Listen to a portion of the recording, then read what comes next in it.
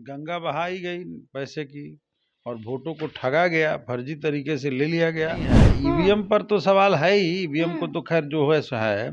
वोटरों की भारी पैमाने पर फर्जी तरीके से घुसपैठ कराई गई। बीजेपी की पक्ष में चुनाव आयोग एकदम पैसा खुलेआम लाइन लगा के बांटा जा रहा था, एक शब्द भी नहीं बोला जा रहा था। अगर दिल्ली में परिवर्तन हुआ है तो बिहार में भी बड़ा परिवर्तन हुआ। 20 साल की सत्ता से बिहार की जनता उबी हुई है। तो नीतीश जी पालकी ढोल करके उन लोगों को जगह दिए हुए, नहीं तो बिहार से भाजपा की विदाई कभी।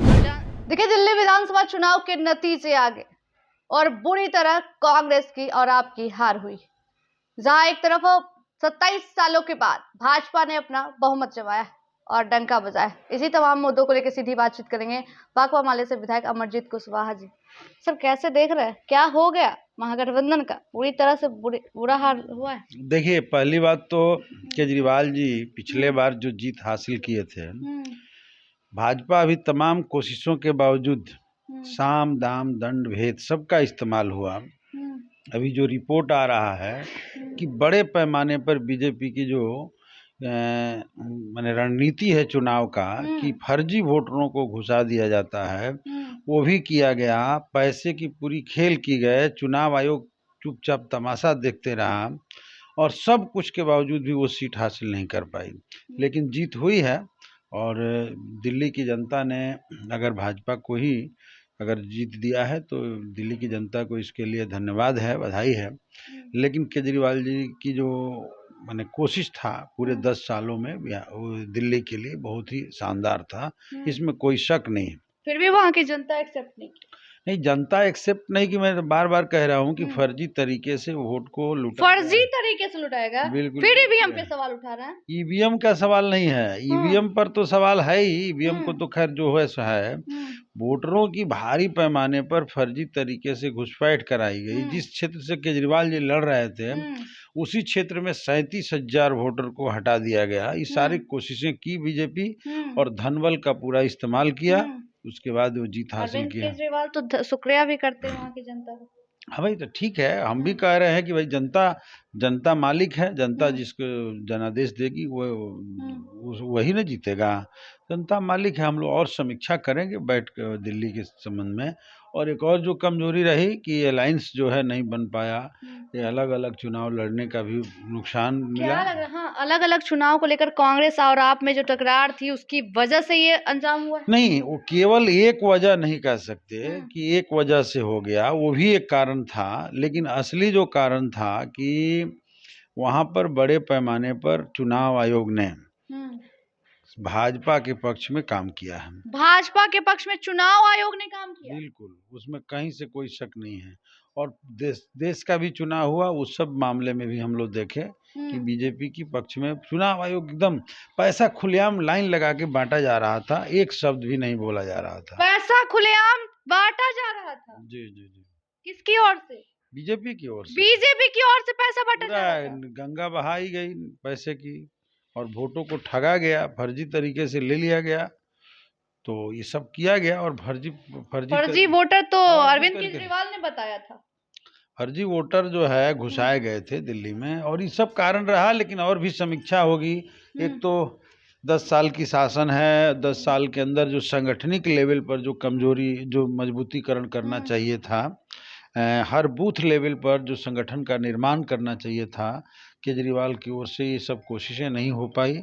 और सिर्फ कुछ काम जो उन्होंने किया उत्तर प्रदेश के दिल्ली के अंदर, खास करके मोहल्ला क्लिनिक का सवाल हो या फ्री बिजली देने का सवाल हो, पानी देने का सवाल हो, या महिलाओं बार बार तो उस पे सवाल उठ रहे थे, बड़े पैमाने पर महिलाओं को सुविधा देने का सवाल हो, तो ये सब जो काम किया गया इसका एक बड़ा प्रभाव था। लेकिन सिर्फ इसी प्रभाव की वजह से चुनाव नहीं जीता जा सकता है। इसको लेकर के निचले स्तर पर, जमीनी स्तर पर जो संगठन बना करके बूथ लेवल पर तैयारी करना चाहिए था, इसमें भी कमजोरी रही है।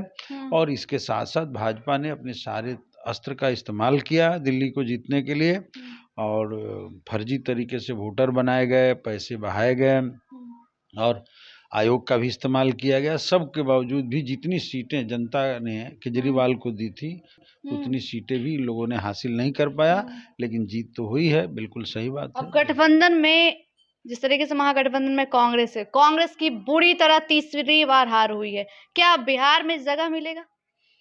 देंगे आप लोग? इस तरह से उसको हार आप लोग देख रहे हैं तो हम तो समझ रहे हैं कि भाई वहां पर दो ताकतों के बीच ही लड़ाई थी, आम आदमी पार्टी और बीजेपी के बीच। कांग्रेस भी अपना कोशिश किया और अलायंस नहीं बनने की स्थिति में कोशिश कोई बिहार में जगह दल कर सकता। हम लोग एक अलायंस के साथ है तो सब लोग अपने बार बार टकरार देखने को मिलती है जगह, सब लोग एकजुट होकर के लड़ेंगे, एकजुट होकर लड़ेंगे। बिल्कुल बिहार में जीतेंगे।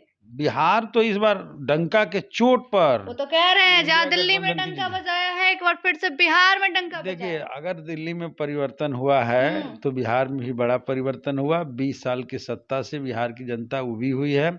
नीतीश जी और भाजपा के लोगों ने बिहार को बर्बाद किया है, बिहार की बदहाली को बढ़ाया है और बिहार में जो आंकड़े आए वही बता रहा है कि 34% लोग और नीचे चले गए हैं। तो नीति आयोग की रिपोर्ट भी बिहार को बता रहा है कि कुछ बिहार के अंदर जीवन में बदलाव नहीं हुआ लोगों के।